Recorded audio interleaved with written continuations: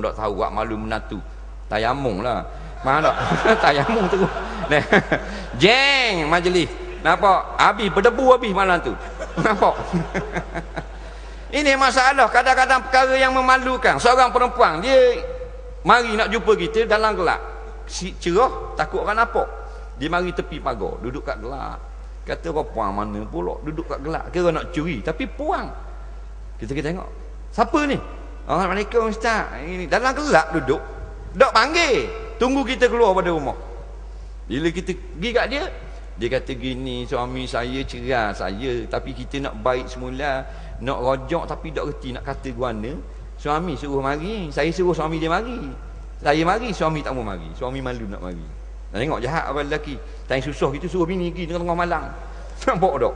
Ha, mujur tak habis hedah lagi. Dia tak bangga aku pulak nikah. Dah. Jadi maknanya tak ke memalukan, nak cara rojak apa tak reti. Nak menyanyi pandai bukan ustaz lah. Orang lain. Dah.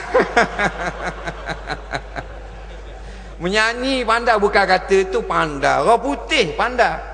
Lagu Cina mana Ustaz memang pandai tak modah. Tapi tak boleh aku rojak kamu menjadi isteriku. Senang nak panjang tak? Pendek sangat. Kalau ajar burung boleh. Burung orang lekubah. Nak aku rojak sementara kamu jadi isteriku. Boleh dalam masa sejam. Rasa kambing tak kalau ajar boleh.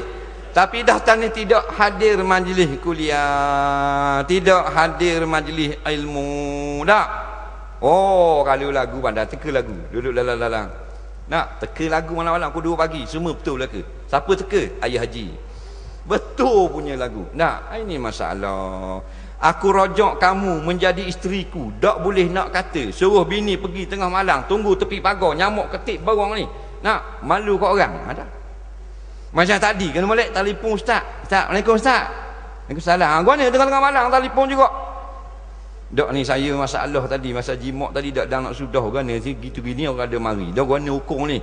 Nampak awak ni kacau sungguhlah. Saya tengah jimat ni. Ustaz tu kata. Nah, ustaz pun masalah juga.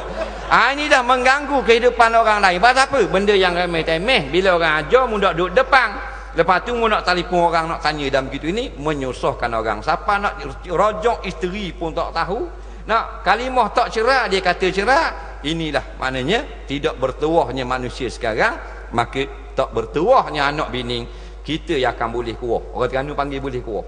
Boleh kuah ni maknanya boleh sakit di akhirat nanti. Nak tak boleh sakit? Tambah sini ya kita nak. Nah, sakit sini tak apa, jangan sakit di akhirat. 70 kali lebih panas api neraka dunia daripada sini. Tak ada siapa yang nak, walaupun orang mabuk sekalipun kita nak suruh masuk neraka tak ambuh. Jack duduk lengang pun dia tak boleh masuk neraka. Semua orang nak kebaikan di akhirat nanti. Walaupun hanya dengan mulut, maka kita tak ambuh. Kita tak nak kebaikan dengan mulut saja, kita nak dengan amalan. Lisanul hal afsahu min lisanil qauli. Lidah perbuatan lebih dipakai daripada perkataan saja itu ini. Maka alhamdulillah Allah beri ruang kepada kita.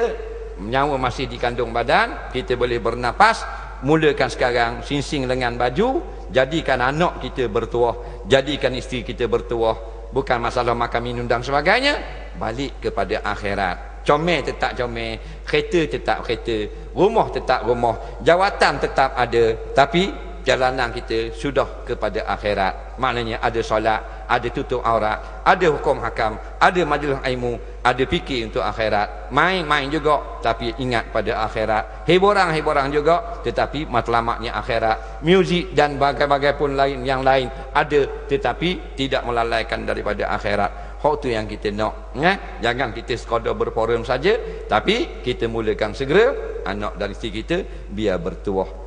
Kalau kita cakap saja, kita akan tak akan dapat mencapai kemenangan. Seperti kata pepatah Arab, tarjun najwa lam tasluk masalikaha, inna sabina la tadri ala labas. Kamu berkata tentang kemenangan, syurga, begini, bertuah begini, tapi ingatlah kalau kamu tidak menjalani jalan-jalan yang kamu kata, kamu tidak akan dapat kebahagiaan yang sebenar. Sesungguhnya kapal diletak di atas pasir tidak akan berjalan walaupun horsepower besar mana sekalipun. Nak power boat, enjin 2 enjin, 1 enjin 1000 kuda, 1 enjin 1000 kuda, kipas besar sekalipun, letak atas pasir tidak akan pergi mana-mana. Tapi kalau tak ada enjin, kulit saja, fiber saja, letak dalam air, sudah bergerak-gerak. Insya-Allah isteri kita akan jadi bertuah, anak kita akan jadi bertuah bila kita berazam dan sentiasa berdoa kepada Allah. Kerana tuah datang daripada Allah, minta daripada Allah, jangan minta daripada orang lain. Bila kita selalu minta dan kita melakukan amal, maka Allah akan beri kepada kita, tidak hari ini, esok, tidak esok pun lusa, insya-Allah. Akhir kata, sebagai penggolongan, nak kita bersyukur kerana Allah beri kita segala-galanya di dalam negara yang begini aman. Nak, maka semua kita gunakan untuk Islam. Biar anak kita labur untuk Islam, isteri kita untuk Islam. Bukan isteri kita gila lepas buang tak. Cuma kalau nak pakai tudung, beri pakai tudung. Hak kain koyak, kita tutup dengan benang, biar tak nampak punggung dia. Hak kain ketat, jadi longgar. Anak-anak hak suka benda-benda hak karut, kita larang dan sebagainya. Dan mula kalau tak banyak, seminggu sekali bawa anak bini, paksa dia dalam majlis ilmu. Lama-lama dia akan terbiasa. Walaupun hati tidak suka, tapi bila sudah terbiasa, hati tidak suka, tetap masuk dalam telinga. Tak dapat 1000 patah perkataan ulama, satu sudah cukup umpamanya sebagai kekuatan yang akan memantapkan hidup anak isteri kita. Bila anak isteri kita bertuah, maka kita juga bertuah, insya-Allah. Assalamualaikum warahmatullahi wabarakatuh.